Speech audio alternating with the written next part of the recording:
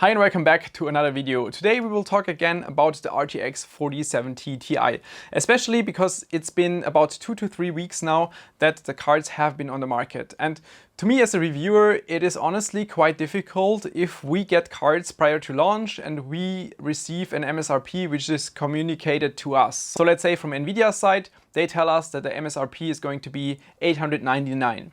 We don't know if this is going to be also the real market price or not. At least that's something we should have learned from the previous 1, 2 or maybe 3 years. And that's why, at least me personally, I don't really judge the price on launch date because it can just be completely different in reality. And that's what I want to do today.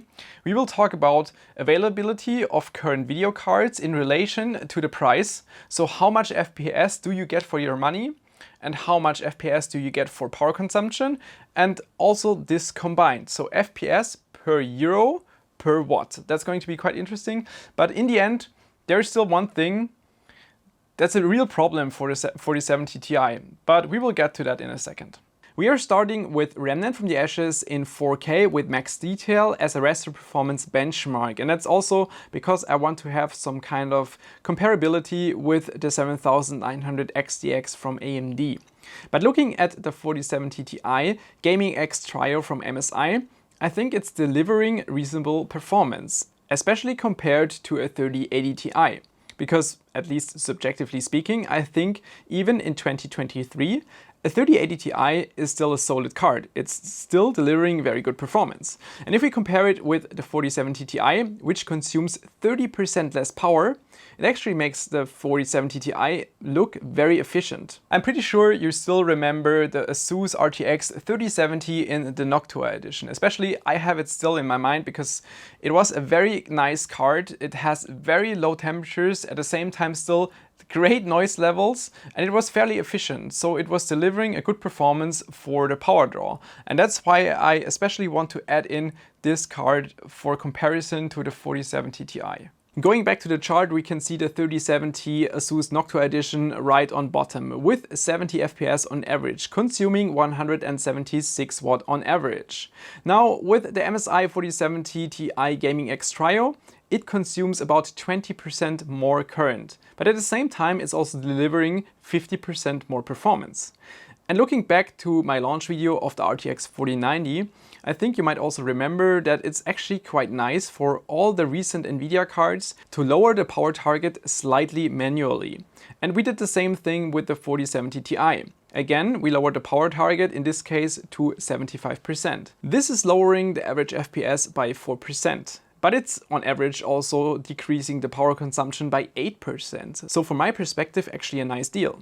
Lowering the power consumption or a lower power consumption in general is usually a very nice thing because you automatically turn the card into something like it's using an over-designed cooler. We have so much more headroom, so we can make use of a lower fan speed and thus also decrease the noise level of the card. Talking about noise level, the card has the ability to switch between silent and gaming BIOS. But what's the real difference? For comparison, we are looking into GPU-C with the same scenes in the background. And honestly, first look, there is not a big difference. Both GPU and memory clock are identical.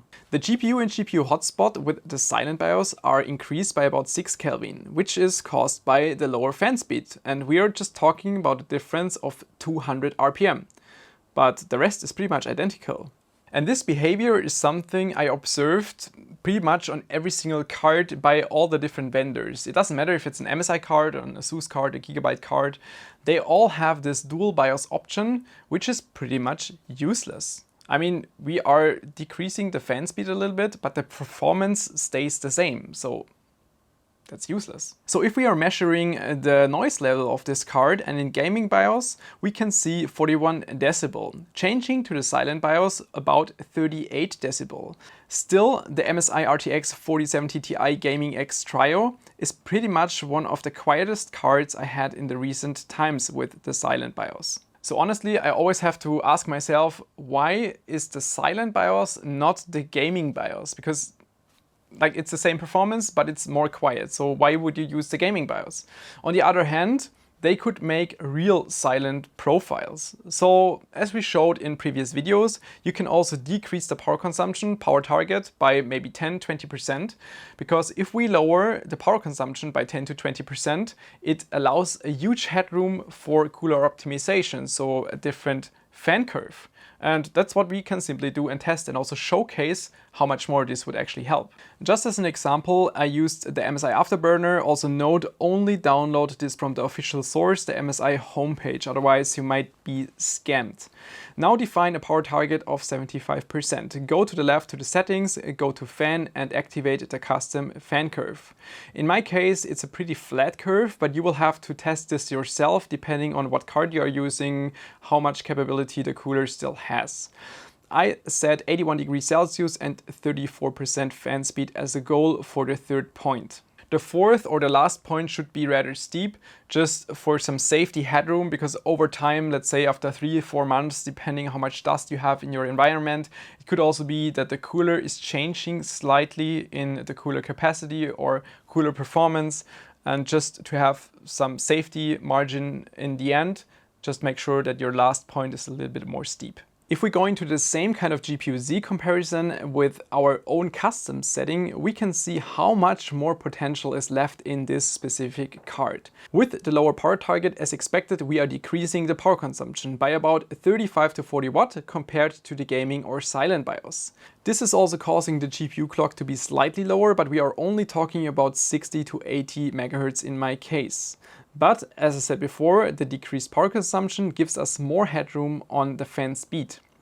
In gaming BIOS we had almost 1500 RPM and in the silent BIOS almost 1300 RPM. With our custom fan curve we can decrease this further to almost 1000 RPM. So just subjectively this is going to make a big difference. And going back to the noise comparison, looking at the MSI RTX 4070 Gaming X Trio with our custom fan speed, this is placed at the second spot with 34 decibel, and it's slightly behind the ASUS RTX 3070 Noctua edition, which I measured with 33 decibel. And this again shows how much wasted potential is sitting in this card by not sufficiently configured silent BIOS. Because honestly, if you would set the fan curve correctly, if you would use a slightly lower power target, you can get 45% more performance. At the same noise level as a 3070 Noctua edition, you have about 15% more power consumption overall, but still, that seems like a very good deal to me. And you can see this in the FPS per watt chart, that the 4070 Ti will be on top. And with our small adjustment, it can be even better. But overall, with 0.5 FPS per watt, it's still very good. It's about 10% better than a 4090, it's 60% better than a 7900 XTX, and it's about twice as efficient as a 3090 Ti. And now to go back to the early beginning where I said that the 4070 Ti still has one big problem, and who would have thought it is the price. Now, 2 to 3 weeks after launch, the cards are available here in Germany starting from about 900 euros, so pretty much on MSRP level. And this specific card costs about 960, 965. And we are now looking into an FPS per euro chart, so how much performance do you get for your money? But I also want to point out that for the calculation, I took always the lowest price available for the specific card category. So just an example, the 3070 Noctua edition is not available anymore, so I picked the cheapest available 3070 price here in Germany. The result in this chart is kind of surprising, but also kind of not surprising. The RTX 3070 was all the way on the bottom at the beginning of the video, looking in the Remnant from the Ashes chart, but looking at performance per euro, it will be all the way on top. It's because it's fairly cheap right now.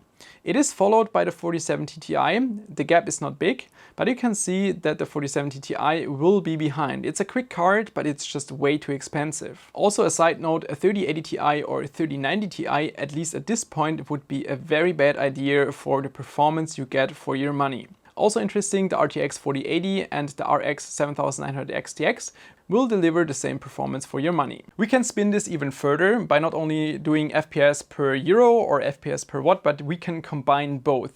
Weighted the same, so the power consumption and also the money you spent, But I also want to point out that I multiplied the result by 10,000, because otherwise you would read values like 0.000 something, and this way it's just a little bit easier to digest. And because RTX 3070 is relatively cheap, it will be far ahead of the competition. And that's just talking about the performance you're getting for your money and also compared to the power consumption.